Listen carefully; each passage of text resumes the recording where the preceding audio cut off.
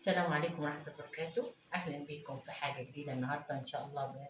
عاملين النهاردة مع بعض صينية بطاطس. أنا عارفاكم طبعا كلكم بتعملوها وأكيد أحسن مني. فطبعا بس أنا بحب دايما أشارككم أنا بعملها إزاي وطريقتي إزاي والمكونات بتاعتي برضو إزاي.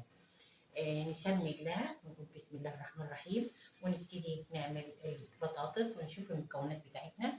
طبعا كيلو من البطاطس اهو، كيلو بطاطس او كيلو ونص تبع راحتك.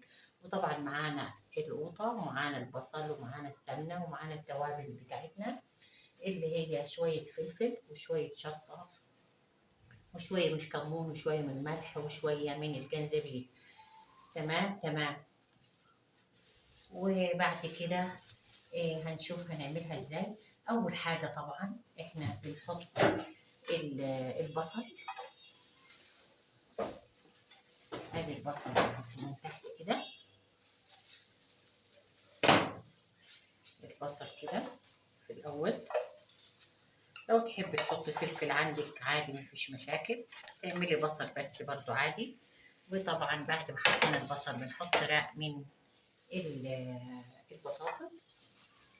حلوة البطاطس برضو لما تكون الحبات بتاعتها كبيرة تبقى جميلة جدا بنفس الطريقة دي. وطبعا بتحط لها اللحمة من تحت أو بتاعة اللحمة أو الفراخ براحتك نفس الطريقة دي. تمام. وبعد ما حطينا ده بنحط برضو تاني رق من البطاطس بالشكل كده، البصل عليها. بعد ما حطينا ده بنحط طبعا الطماطم بتاعتنا اللي احنا قلنا عليها فيها. طبعا نحط عليها التوابل بتاعتنا اللي هو قلنا عليها فلفل وشطة وكمون وشوية من الجنزبيل وشوية من الملح. بنضيفها على الطماطم بالطريقة دي وبنقلبها. وبعدين ده السمنة اللي احنا قلنا عليها. وبعدين بنضيفها على بعض، بنحطها كده كده كده طبيعي هيشرب من بعض.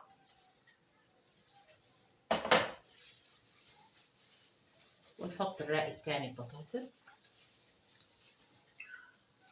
البطاطس صينيتها جميلة ومفيش حد طبعا ما بيحبهاش، وبالذات في الشتا دلوقتي البطاطس حلوة بتاعتها. بتفلفلي معاها ورز أو بتاكلي معاها عيش، كل واحد حسب الطريقة اللي بيحبها. كده رصينا. وبعد ما رصينا هنضيف معاها البصل على طول، برنشات البصل كده. كتري بصل لو تحبي بيبقى حلو البصل. خلصنا كده البصل هنمسك باقي القوطة بتاعتنا كده.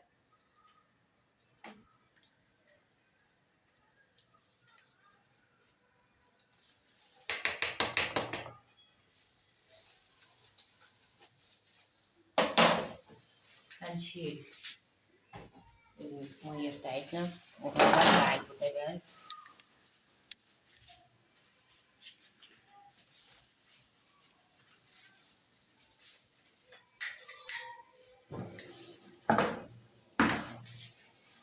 وبعد كده هنحط السمنة بالطريقة دي،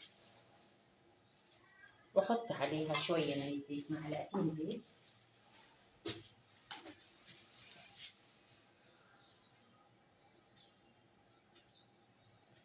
كده.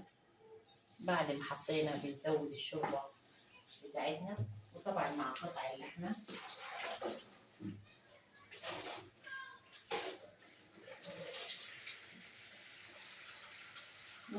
بعد ما بتزودي الشوربة بتضيفي عليها معلقة برضو من الخل، بتدي طعم حلو جدا جدا.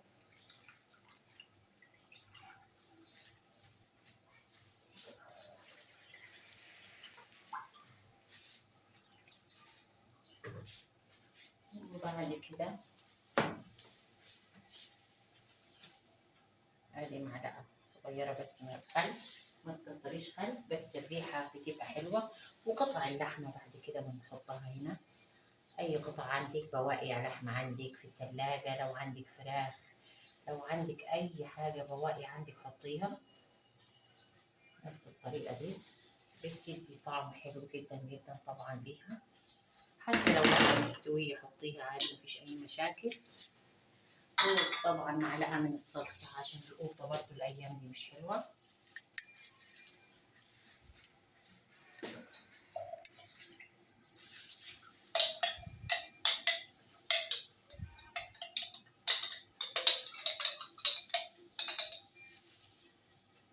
بتفرق برضو لون البطاطس معانا، بتفرق لما بتكون لونها احمر حلو كده بتفرق.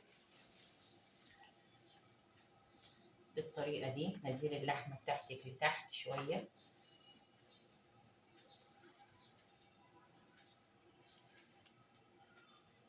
وبعد طبعا ما خلصناها هنشيلها في الفرن، بس يا دوب تغلي برضو غلوة ولا اتنين كده معانا، وهنحطها في الفرن على 200 أو 220 تبع الفرن بتاعتك.